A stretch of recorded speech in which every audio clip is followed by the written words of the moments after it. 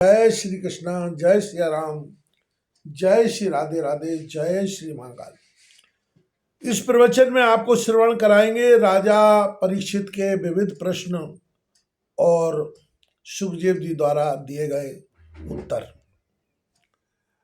राजा परीक्षित ने कहा, भगवान आप वेद वेदताओं में श्रेष्ठ हैं। मैं आपसे यह जानना चाहता हूँ कि जब ब्रह्मा जी ने निर्गुण भगवान के गुणों का वर्णन करने के लिए नारद जी को आदेश दिया, तब उन्होंने किन किन को किस रूप में उपदेश दिया। एक तो अचिंत शक्तियों के आश्रय भगवान की कथाएं ही लोगों का परम मंगल करने वाली हैं। दूसरे देवर्षि नारद का सबको भगवत दर्शन कराने का स्वभाव है। अवश्य आप उनकी बातें मुझे सुनाए। महाभाग्यवान सुखदेव जी, आप मुझे ऐसा उपदेश कीजिए कि मैं अपने आसक्ति रहित मन की सर्वथा भगवान श्री कृष्ण में तन्मय करके अपना शरीर छोड़ सकूं। जो लोग उनकी लीलाओं का श्रद्धा के साथ नित्य श्रवण और कथन करते हैं, उनके हृदय में थोड़े ही समय में भगवान प्रकट हो जाते हैं। श्री कृष्ण कान के छिद्रों के द्वारा अपने भक्तों के भावमय हृदय कमल पर जाकर बैठ जाते हैं, और जैसे शरद ऋतु जल का गंदलापन मिटा देती है, वैसे ही वे भक्तों के मनोमल का नाश कर देते हैं। जिसका हृदय शुद्ध हो जाता है, वह श्री कृष्ण के चरण कमलों को एक क्षण के लिए भी नहीं छोड़ता। जैसे मार्ग के समस्त क्लेशों से छूटकर घर आया हुआ पथिक अपने घर को नहीं छोड़ता। भगवान जीव का पंचभूतों के साथ कोई संबंध नहीं है, फिर भी इसका शरीर पंचभूतों से ही बनता है। तो क्या स्वभाव से ही ऐसा होता है, अथवा किसी कारणवश आप इस बात का मर्म पूर्ण रीति से जानते हैं? आपने बतलाया कि भगवान की नाभि से वह कमल प्रकट हुआ जिसमें लोगों की रचना हुई।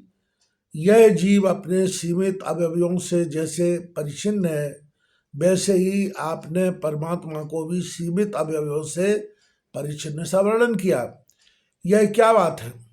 जिनकी कृपा से सर्वभूतमय ब्रह्मा जी प्राणियों की सृष्टि करते हैं, जिनके नाभि कमल से पैदा होने पर भी जिनकी कृपा से ही ये उनके रूप का दर्शन कर सके थे, वे संसार की स्थिति, उत्पत्ति और प्रलय के हेतु सर्वांतर्यामी और माया के स्वामी परम पुरुष परमात्मा अपनी माया का त्याग करके किसमें किस रूप से शयन करते हैं।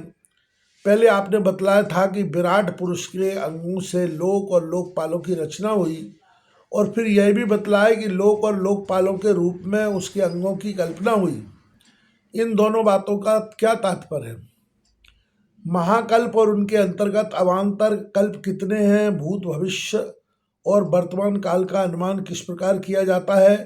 क्या स्थूल देहाभिमानी जीवों की आयु भी बधी हुई है? ब्राह्मण श्रेष्ठ काल की सूक्ष्म गति, त्रुटि आदि और स्थूल गति, वर्ष आदि किस प्रकार से जानी जाती है? विविध कर्मों से जीव की कितनी और कैसी गतियां होती है? देव, मनुष्य आदि योनियां सत्व, रज, तम इन तीन गुणों के फलस्वरूप ही प्राप्त होती हैं। उनको चाहने वाले जीवों में से कौन कौन किस किस योनि को प्राप्त करने के लिए किस किस प्रकार से कौन कौन कर्म स्वीकार करते हैं?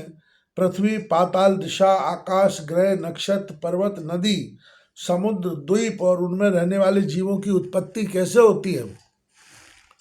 ब्रह्मांड का परिमाण भीतर और बाहर दोनों प्रकार से बतलाइए। साथ ही महापुरुषों के चरित्र, वर्णाश्रम के भेद और उनके धर्म का निरूपण कीजिए। युगों के भेद, उनके परिमाण और उनके अलग अलग धर्म तथा भगवान के विभिन्न अवतारों के परम आश्चर्यमय चरित्र भी बतलाइए। मनुष्यों के साधारण और विशेष धर्म कौन कौन से हैं? विभिन्न व्यवसाय वाले लोगों के, राजर्षियों के और विपत्ति में पड़े हुए लोगों के धर्म का भी उपदेश कीजिए। तत्वों की संख्या कितनी है और उनके स्वरूप और लक्षण क्या है? भगवान की आराधना की और आध्यात्म योग की विधि क्या है? योगेश्वरों को क्या क्या ऐश्वर्य प्राप्त होते हैं तथा अंत में उन्हें कौन सी गति मिलती है? योगियों का लिंग शरीर किस प्रकार भंग होता है? वेद, उपवेद, धर्मशास्त्र, इतिहास और पुराणों का स्वरूप एवं तात्पर्य क्या है?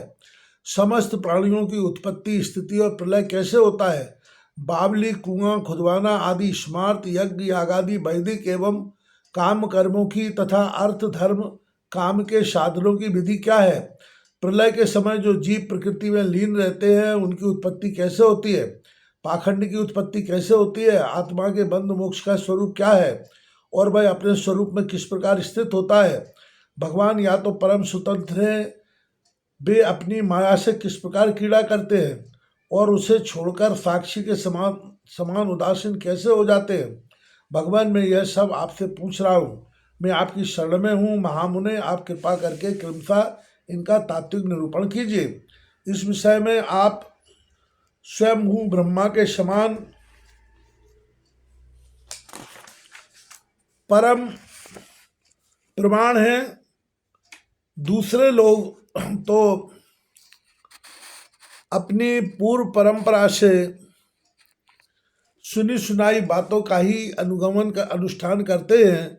ब्राह्मण आप मेरी भूख प्यास की चिंता न करें, मेरे प्राण कुपित ब्राह्मण के शाप के अतिरिक्त और किसी कारण से निकल नहीं सकते, क्योंकि मैं आपके मुखारविंद से निकलने वाली भगवान की अमृतमयी लीला कथा का पान कर रहा हूँ।